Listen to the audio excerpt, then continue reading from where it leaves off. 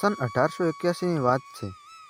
એક પ્રોફેસરે ક્લાસમાં તેમના વિદ્યાર્થીઓને એક સવાલ કર્યો. આ દુનિયામાં જે બધું આપણે જોઈ રહ્યા છીએ તે કોને બનાવ્યું છે? પરમ કૃપાળુ પરમાત્માએ આ બધી રચના કરી છે? વિદ્યાર્થી: હા સાહેબ. પ્રોફેસર: તો પછી શૈતાનને કોને બનાવ્યું? શું શૈતાન પણ પ્રભુએ જ બનાવ્યો છે? વિદ્યાર્થી એકદમ શાંત થઈ ગયો અને પછી તેણે પ્રોફેસરને એક વિનંતી કરી. સાહેબ, શું આપને એક પ્રશ્ન કરી શકું? પ્રોફેસરે સંમતિ આપી. વિદ્યાર્થી: શું ઠંડી જેવું કંઈ હોય છે? પ્રોફેસર: ચોક્કસ હોય છે. વિદ્યાર્થી: માફ કરજો સાહેબ, તમારો જવાબ ખોટો છે.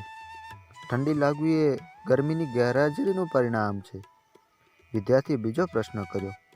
શું અંધારું અસ્તિત્વ ધરાવે છે? પ્રોફેસર: હાશ તો ધરાવે છે. વિદ્યાર્થી: સાહેબ, તમે આ વખતે પણ ખોટા છો. ખરેખર અંધારા જેવી કોઈ ચીજ છે જ નહીં. ખરેખર તો અંધારું અજવાળાની ગેરહાજરી છે. જેવું અજવાળું આવશે એટલે તરત જ અંધારું ગાયબ થઈ જશે. સાહેબ, આપણે રોજ પ્રકાશ અને ગરમીનો અભ્યાસ કરીએ છીએ, પણ ઠંડી અને અંધારાનો કરતા નથી. તેવી જ રીતે શૈતાનની કોઈ હયાતી નથી. એ તો પ્રેમ, વિશ્વાસ અને ઈશ્વર પ્રત્યેની આસ્થાની ગેરહાજરી છે.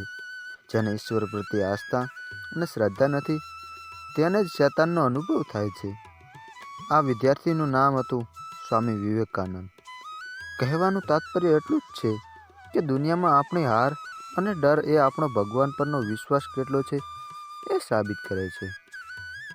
આભાર.